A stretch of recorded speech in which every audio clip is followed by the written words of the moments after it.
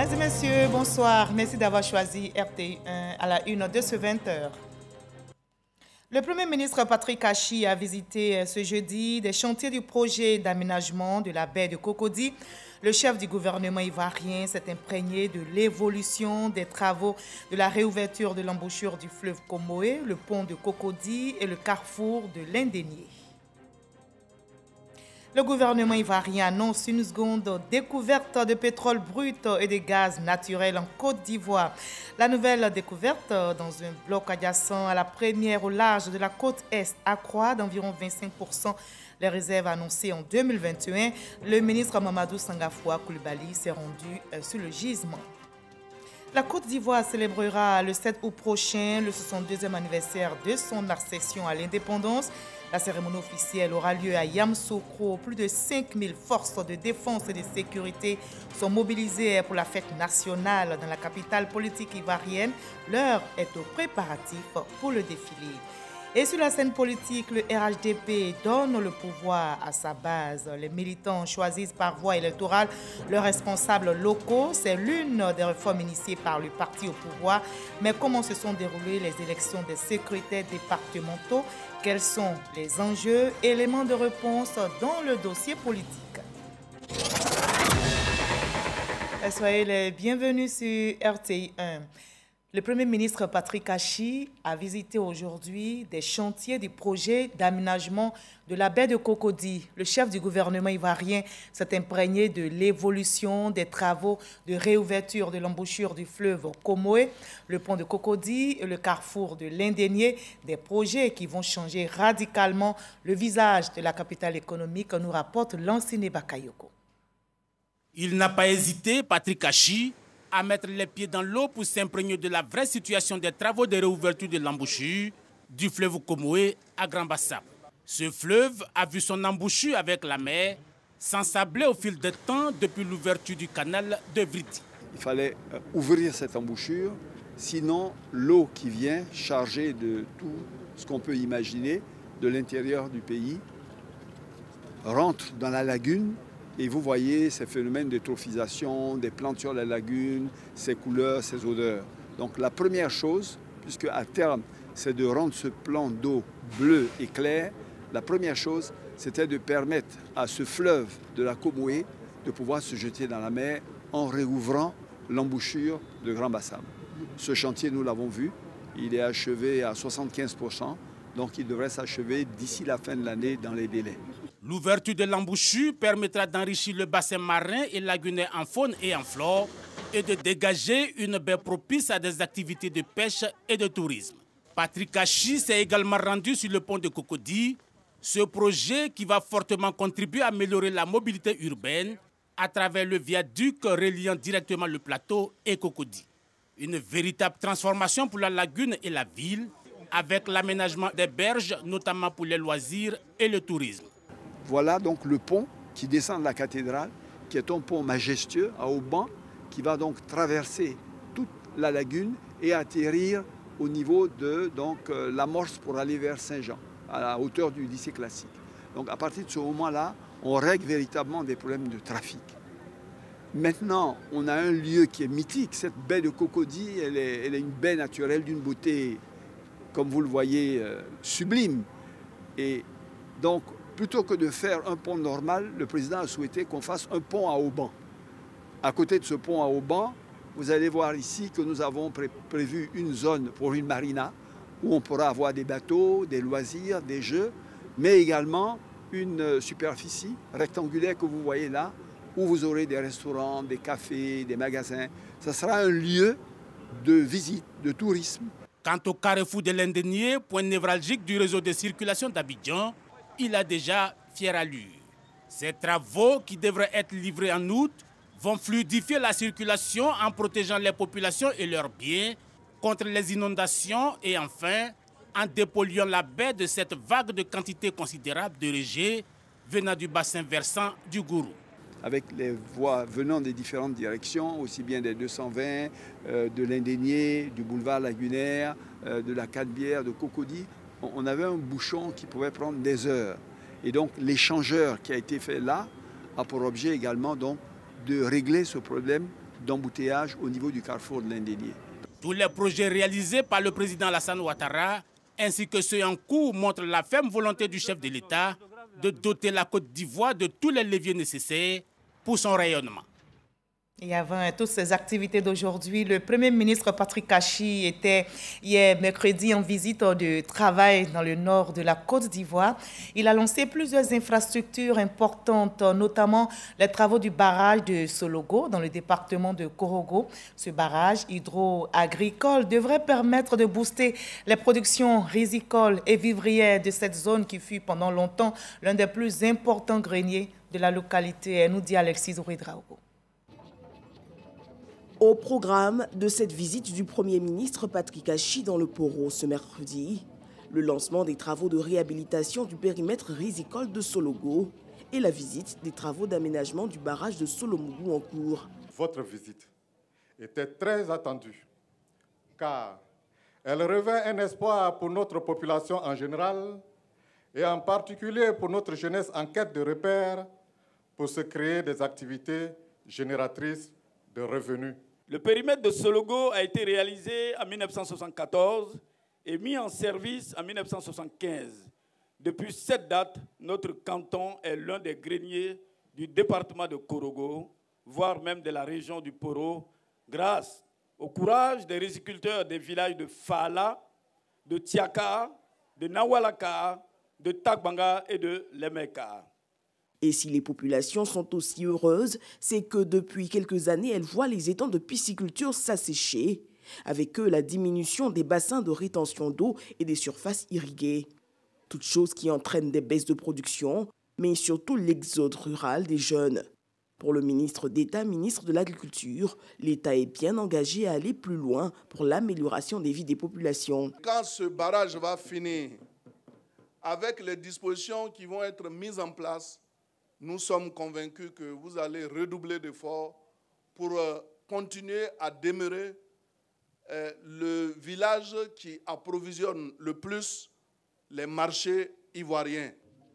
Pour Patrick Kachi, il s'agit maintenant de tracer un chemin nouveau pour la région, une ère de plein développement. Si on a la terre, si on a l'eau, si on a les engins mécanisés, si on a les semences sélectionnées, si on a les engrais, il n'y a pas un seul produit qu'on mange ou qu'on produit qui ne peut pas être produit ici. Vous pouvez tout produire. Et avec les infrastructures que vous aurez, vous pourrez les écouler rapidement. Les projets que nous allons faire ici, je l'ai dit, vont transformer totalement les modes de culture. Ça va réduire la pénibilité des travaux que vous faites. On ne va plus voir quelqu'un en train de couper le riz avec les fossiles, courbés. Non, non, non, c'est fini ça. Vous serez assis sur des machines comme une voiture, moissonneuse, batteuse. Et c'est ça que vous allez prendre pour récolter le riz. Et face à la richesse de cette région, le Premier ministre pense jeunesse. Quand on dispose d'un bas-fond d'une telle taille et d'une telle quantité d'eau, il requiert qu'on ait un centre de formation professionnelle et technique pour les jeunes qui sont ici, qui seront spécialisés dans ces différents domaines-là.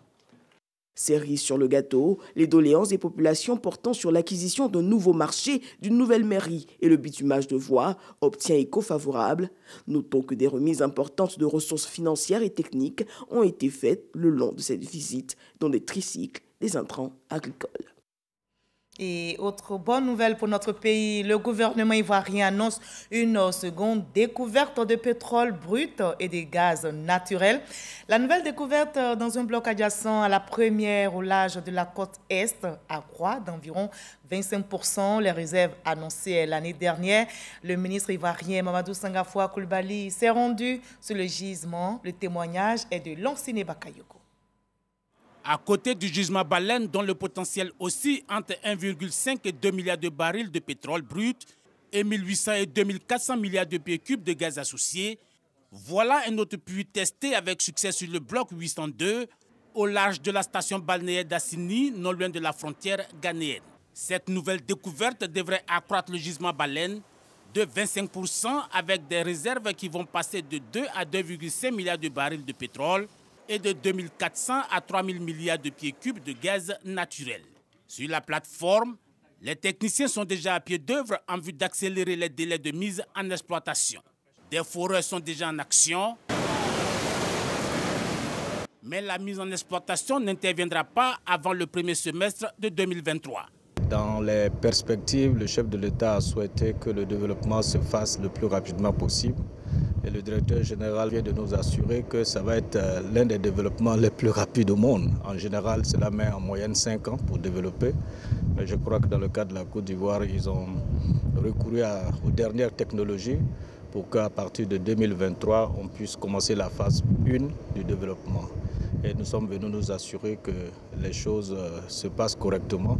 Cette importante découverte ouvre de nouvelles perspectives pour la Côte d'Ivoire, qui devrait multiplier par 20 ses réserves prouvées, la propulsant du coup dans le quota africain des pays producteurs de pétrole. Cette nouvelle découverte rend attractif le bassin sédimentaire de la Côte d'Ivoire. Et la Côte d'Ivoire qui est au travail. La ministre de la fonction publique, Anne-Désirée Oloto, était hier à Yamoussoukro pour échanger avec les fonctionnaires et agents de l'État du district autonome de Yamoussoukro et de la région du Bélier. Elle est allée les sensibiliser sur les bonnes pratiques pour une administration efficace et performante. Grâce Kando, envoyé spécial dans la capitale politique ivoirienne. Comment expliquons-nous que notre administration puisse demeurer abonnée à des lourdeurs inexplicables, à la fraude presque congénitale, à la corruption rampante, à l'incivisme et à l'insubordination? Que comptons-nous faire face à de telles critiques, qu'elles soient fondées ou non fondées? La ministre de la fonction publique n'est pas allée du dos de la cuillère pour décrier les mots qui minent l'administration publique. Près de 3 heures d'horloge pour échanger avec les fonctionnaires et agents de l'État du district autonome de Yamoussoukro et du Bélier. La ministre Anne Oloto les exhorte à se détourner de ces pratiques. Je voudrais véritablement féliciter Madame le ministre pour cette démarche importante et sensibiliser tous nos collaborateurs, les agents et fonctionnaires à s'inscrire dans cette motivation que Madame le ministre nous donne au travers de la vision implémentée par le président de la République. Nous avons bien écouté sagement les consignes de Madame le ministre. Nous allons les traduire en région dès notre retour. La rencontre d'aujourd'hui est venue donc nous réconforter dans ce que nous faisons, dans cette approche qu'elle a souhaité que nous puissions avoir dans la conduite des affaires, de nos affaires au quotidien, c'est-à-dire la proximité, la célérité dans le traitement des dossiers où il y a des requêtes qui nous sont soumises. Ces engagements que prennent les responsables de l'administration publique cadrent avec le nouveau paradigme de la gestion administrative. Il est donc clair que le fonctionnaire et l'agent de l'État, qui est par essence chargé d'un emploi public, investi d'un mandat public pour exécuter une mission de service public, se doit d'accomplir sa mission avec responsabilité, avec compétence, avec conscience et avec loyauté.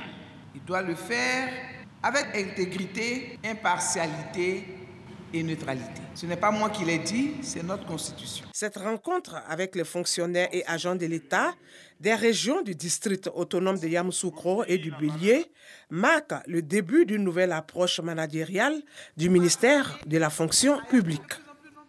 Et c'est dans quelques jours seulement. La Côte d'Ivoire, notre pays, célébrera le 7 août prochain le 62e anniversaire de son accession à l'indépendance. La cérémonie officielle aura lieu à Yamoussoukro. 5731 éléments des forces de défense et de sécurité sont mobilisés pour la fête nationale qui se tiendra donc dans la capitale politique ivoirienne. Ils s'attellent aux préparatifs pour ce défilé. Abou Sanou. La célébration de la fête de l'indépendance en 62 se fera à Yamoussoukro le dimanche 7 août prochain sur le thème « Lien force de défense et de sécurité population, socle de résilience nationale face aux nouveaux défis sécuritaires ». Elle intervient dans un contexte sécuritaire particulier, demandant une synergie d'action entre forces de défense et de sécurité et population, un lien armée-nation soutenu. Les armées s'étant mises en ordre, s'étant réconciliées avec elles-mêmes, et avec les valeurs qui font leur force, entreprennent d'aller à la rencontre des populations afin de constituer le solide rempart pour la défense de la nation dans toutes ses composantes, sécuritaires, économique et social. Le choix de Yamoussoukro, à l'occasion de cette reprise des cérémonies intégrales, répond à son statut de capitale politique. Pour ce retour à une célébration festive et populaire de l'événement, 4 activités principales ont été retenues, à savoir une marche de cohésion avec FDS Population dans la matinée du 6 août, la retraite au flambeau dans la soirée du samedi 6 août sur les principales artères de la ville de Yamoussoukro, un concert géant durant toute la nuit du samedi 6 août à la Fondation Félix Houphouët-Boigny pour la recherche de la paix. Et enfin, un défilé aérien, pédestre et motorisé, suivi d'une démonstration de saut en parachute sur la place Jean-Paul II. La participation des populations civiles rappelle la nécessaire collaboration entre les populations et les forces de défense et de sécurité dans le cadre de la lutte contre les nouvelles menaces, notamment le terrorisme. Cela est acté par la participation de 14 districts qui sont dans les grandes subdivisions administratives du pays. Chacun des districts se présentera avec donc 2 plateaux mobiles sur une thématique agricole et l'autre sur la caractéristique culturelle particulière. L'objectif est de mettre en évidence l'union dans la diversité.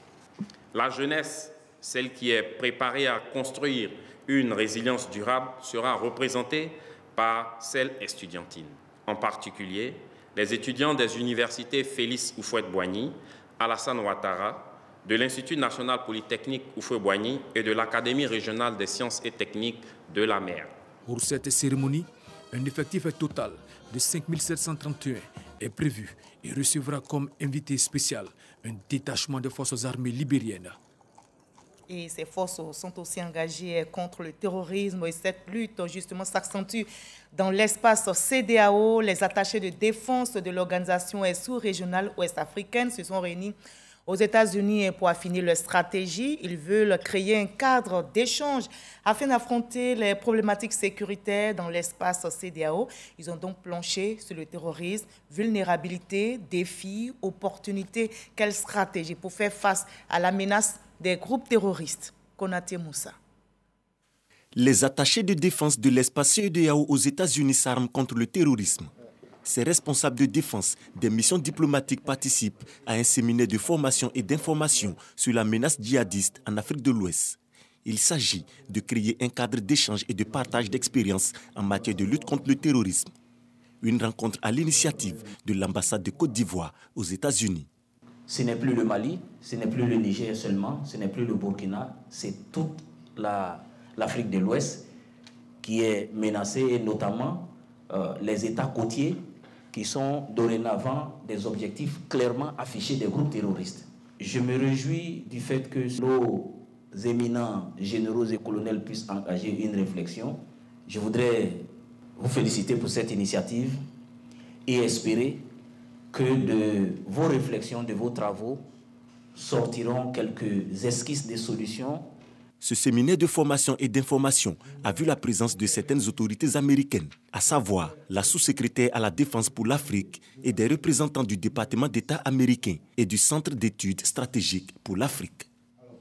La conférence ministérielle sur la coopération halieutique entre les États africains riverains de l'océan Atlantique s'ouvre demain au Maroc. La Côte d'Ivoire, notre pays, y prendra part. Mais quels sont au juste les enjeux d'une telle rencontre? Eh bien, pour nous faire une idée, rendons-nous tout de suite au Centre national de surveillance des navires de pêche par satellite basé à Rabat, dont la mission est de lutter contre la pêche illicite. Jean-Luc Bangbo est notre envoyé spécial au Maroc. Logé au sein de la direction des pêches à Rabat, le Centre national de surveillance des navires de pêche par satellite, VMS, a été créé le 11 septembre 2013 avec une mission lutter contre la pêche illicite, non déclarée et non réglementée. La mise en place de ce centre s'inscrit dans le cadre de la stratégie Halieutis qui érige la durabilité de la ressource en axe majeur et vise parmi ses objectifs une ressource exploitée durablement pour les générations futures. Les repos biologiques sont respectés, les zones interdites sont respectées. Et de là, ce n'est que la source qui pourra ont gagné et bien entendu, nous aussi. Le respect des mesures de gestion et de conservation de la ressource, c'est également l'une des missions de la conférence ministérielle sur la coopération halieutique entre les États africains riverains de l'océan Atlantique qui se réunit à Tanger, dans le nord du Maroc. Le poisson n'a pas de frontières, donc beaucoup de grandes décisions sont prises pour la gestion en vue de la préservation au niveau d'instances internationales. Et dans ces instances internationales, il y a des négociations qui aboutissent à des instruments juridiques contraignants des États.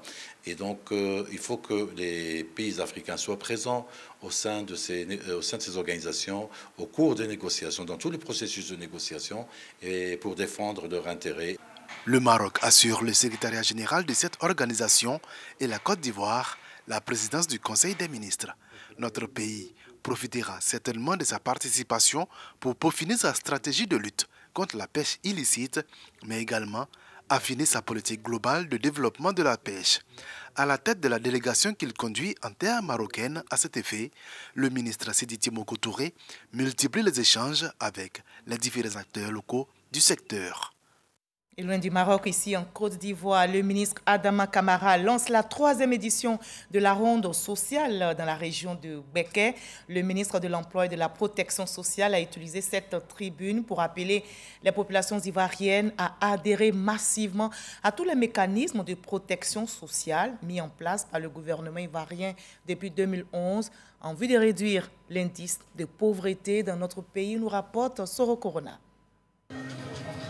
Bouaké, capitale de la région de Béké, abrite la 3e édition de la Ronde du Social, tribune officielle du ministère de l'Emploi et de la Protection sociale pour promouvoir et vulgariser les mécanismes de protection sociale mis en place par le gouvernement. Jean-Claude Kouassi, ministre-gouverneur du district autonome de la vallée du Bandama, se réjouit de la concrétisation des réformes sociales. Cette 3e édition de la Ronde du Social qui va offrir à nos vaillantes populations un accès à des soins de qualité, à une meilleure retraite, donc à une protection sociale améliorée. Adama Kamara indique que la ronde sociale est une démarche de proximité. Depuis Bouaké, le ministre invite les Ivoiriens à adhérer à tous les mécanismes de protection sociale. Cette ronde du social est le symbole de l'accélération du déploiement des régimes de protection sociale auprès des populations, notamment les couches les plus vulnérables. Il s'agit de faire connaître aux populations les nouveaux mécanismes des régimes de protection sociale mis en place par le gouvernement et de les inviter à y adhérer massivement. Les associations des personnes retraitées et vivant avec handicap ont reçu des vivres et non-vivres d'une valeur de 20 millions de francs CFA. Le ministre Adama Kamara a également remis des chèques aux organisations féminines. Une convention entre les directeurs généraux de la SEGRAE et de la MIGEFSI dans le cadre du régime complémentaire des retraites est signée. Le conseil municipal d'Abobo s'est réuni pour sa 2e session annuelle. Cette réunion a pour objectif de passer en revue les axes majeurs des projets réalisés en faveur des populations. La maire d'Abobo, Kandia Kamara, a informé les membres de son conseil des travaux de construction du futur CHU de la commune. Frédéric Olaï, Franco Adio. Salle des fêtes de la mairie d'Abobo. Le conseil municipal réuni pour sa 2e session annuelle. À l'ordre du jour de la rencontre présidée par le maire de la commune, Kandia Kamara, des informations portant sur le lancement des travaux de construction d'un centre hospitalier universitaire CHU dans la commune d'Abobo par le Premier ministre. Ce CHU sera certes logé ici à Abobo, mais ce serait une infrastructure sanitaire pour l'ensemble des Ivoiriens et des Ivoiriennes. Donc nous invitons toute la population ivoirienne. Un projet qui s'ajoute à la liste de plusieurs en cours de réalisation dans la commune. Cette session a d'ailleurs permis de faire le bilan financier et les compteurs sont au vert. Ce qui nous réjouit davantage, c'est de savoir que nous avons un accroissement du budget de la commune. Nous avons de grandes ambitions pour nos populations d'Abobo. Abobo a besoin de beaucoup d'infrastructures, Abobo a besoin de routes, Abobo a besoin d'écoles, Abobo a besoin de centres de santé, Abobo a besoin de plus d'eau, Abobo a besoin d'électricité. Mais pour tout cela, il faut des moyens. La réunion a aussi favorisé l'examen et l'adoption du programme triennal 2023-2025 ainsi que le budget modificatif estimé à plus de 1,8 milliard de francs CFA. Un point de satisfaction et le maire Kandia Camara, dans la foulée, a fait don de 2 véhicules de transport du personnel à ses administrés.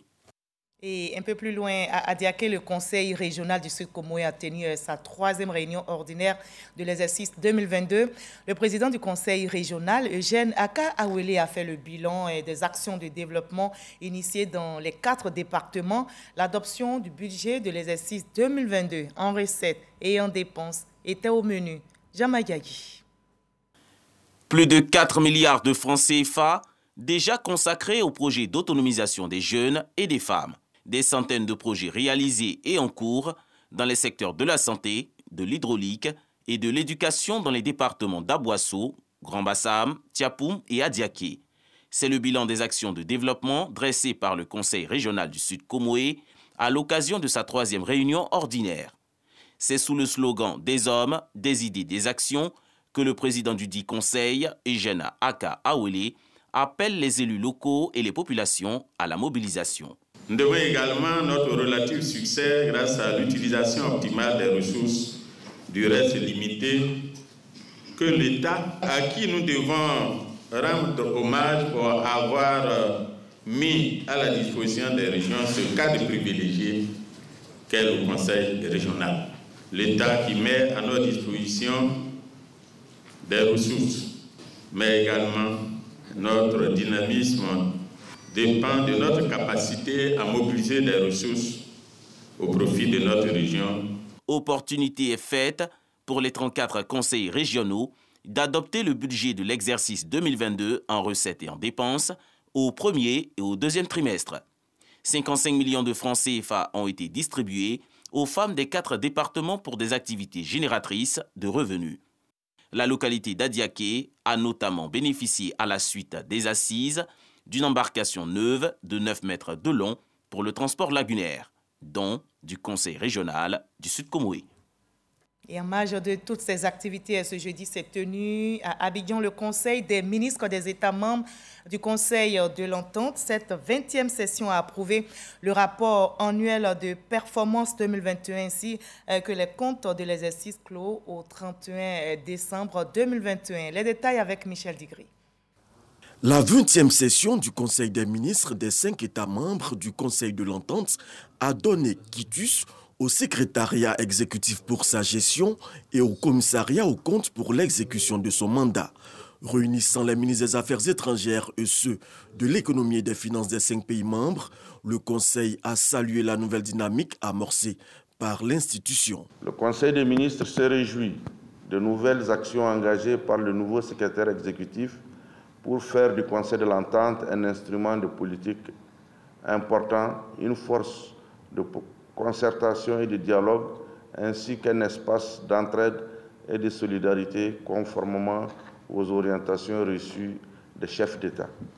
Présidant la réunion, la ministre des Affaires étrangères, Kandia Camara, a souhaité que l'institution puisse susciter des ressources additionnelles.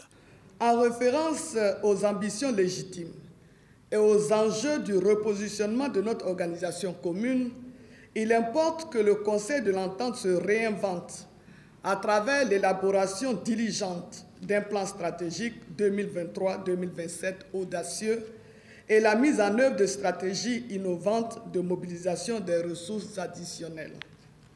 Comme vous le savez, le défi de l'accroissement des ressources du Conseil de l'Entente mérite d'être relevé pour lui permettre d'atteindre les objectifs fixés par la conférence des chefs d'État et de gouvernement. Un vœu au cœur des travaux de cette réunion. Et je me réjouis que cette 20e session du Conseil des ministres ait permis de faire avancer le plaidoyer auprès des États membres sur la nécessité de renforcer la contribution des États en faveur du Conseil de l'Entente, pour que ce Conseil de l'Entente gagne dans sa capacité financière et dans sa capacité opérationnelle.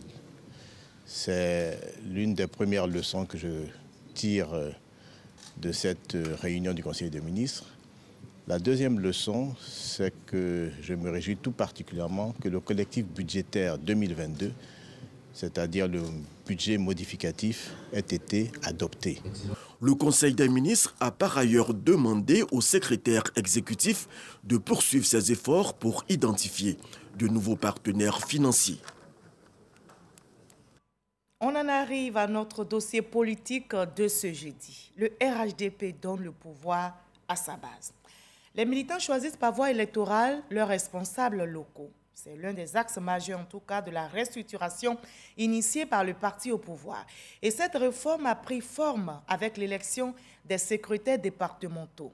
349 postes étaient à pourvoir dans 123 départements administratifs. Le dossier politique de ce 20h se penche sur le déroulement et les enjeux du scrutin des secrétaires départementaux au RHDP. Le dossier est signé Mahama Traoré.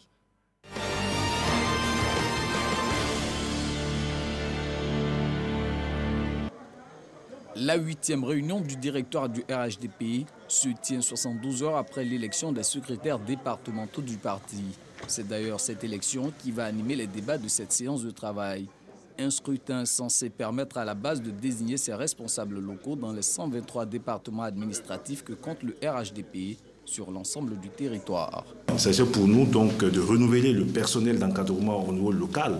Bien évidemment, c'est ce personnel donc élu qui va organiser les militants, qui va aller donc à la recherche de nouveaux militants et asseoir donc une base très large du parti et pour que ces élections de 2023 se passent dans les meilleures conditions. Toutefois, dans 5 départements administratifs, les bureaux de vote n'ont pas ouvert pour cause de report anticipé. Dans 4 autres, le vote a été suspendu pour cause de violence au motif de la contestation de la liste électorale. Ce fut le cas à Sandégué, localité du nord-est du pays. Le directoire nous a fait appel pour nous dire qu'on ira aux élections tel jour, sur la base des sections qui ont été préétablies d'alors, mais pas avec de nouvelles sections. L'unification, c'est depuis 2018. Si des responsables n'ont pas pu faire valider une section de 2018 à 2022, mais ce n'est pas la faute à Boubacar. Certains candidats ont eu à faire donc un recours. Donc ce recours, le parti a été saisi. Nous sommes un parti organisé. Ce qui s'est passé, notamment les quelques actes isolés de violence sont à dénoncer. Ce n'est pas l'identité du RHDP. La preuve, c'est que plus de 96% des localités ont voté dans le calme. Le RHDP ne se résume pas donc, à un bureau de vote donc, dans un endroit, mais ce qui s'est passé est d'une extrême gravité et le parti donc, compte donner une suite après avoir entendu toutes les parties. Sur un total de 349 postes de secrétaires départementaux à pourvoir, 327 ont été élus, soit 93,7%. Dans bien de localités de la région du Lodjibois ou à Abobo dans le district d'Abidjan, cadres et militants ont fait l'effort d'aboutir à un consensus autour des candidatures ou listes de candidatures. Ce cas de figure a été observé dans 52% des circonscriptions électorales. Nous avons commencé le travail et aujourd'hui ils ont pris la relève et ils font tellement bien le travail que aujourd'hui pour les élections ils s'entendent pour faire des listes communes, ils s'entendent pour s'aligner, pour que tout se passe sans qu'il y ait des histoires. Vraiment, je les félicite. Malgré le fait que nous soyons une liste unique, les militants sont sortis, ils se sont exprimés. Nous avons eu un taux de participation de 80% et un taux de suffrage exprimé en notre faveur de plus de 99%. Et cela nous donne la légitimité nécessaire désormais de parler au nom du président du parti dans notre département administratif, mais notre département politique. En attendant de recevoir leur feuille de route, les nouveaux élus mesurent l'ampleur des défis qui les attendent. Aujourd'hui, les militants, souvent de fois, ont l'impression que c'est quand il y a des élections que nous venons vers eux et nous avons besoin de leur soutien. Il faut changer la donne. La solidarité va occuper une place de choix dans notre programme. Et également, il y a la formation. Tout parti politique n'existe et n'est fort que par sa base. Si vous n'êtes pas en phase avec votre base, sachez que réellement votre parti ne va pas perdurer longtemps. Donc pour cela, nous avons vraiment un défi et nous avons un engagement fort. être au quotidien avec les militants, à leur écoute. Du côté des militants, cet exercice démocratique interne suscite de fortes attentes. Le directoire a répondu à l'appel des militants. Il faut voter, il faut choisir les personnes qui sont représentatives sur le terrain. Donc aujourd'hui, le choix est porté si les personnes sont représentatives. Et je pense que l'union faisant, tous les militants de façon unanime ont accepté ces personnes. D'où le travail sera de plus en plus fort, de plus en plus efficace dans la commune, à Bobo particulièrement, et évidemment en Côte d'Ivoire, pour le RHDP. Quand il s'agit de la mobilisation, c'est nous les femmes qui faisons la mobilisation. Donc il faut que les hommes pensent aux femmes aussi. Il faut qu'à Divo, on sente que le RHDP travaille. Il faut qu'à Divo, on sente que le RHDP est un, pour que nous puissions gagner les élections à venir. À ce jour, il reste 22 postes de secrétaires départementaux à pourvoir, dont 2 à Jacquesville, où le scrutin s'est soldé par une égalité de voix entre les candidats lors du scrutin du 23 juillet dernier, et 20 autres postes disponibles dans 9 circonscriptions électorales. Voilà, c'était le déroulement, les enjeux du scrutin des secrétaires départementaux au RHDP, dossier politique réalisé pour vous par Mama Traoré. Vous l'avez très bien compris, point final de ce 20h. Merci à vous tous de votre aimable attention. Je vous retrouve avec le même plaisir demain 20h. Prenez soin de vous.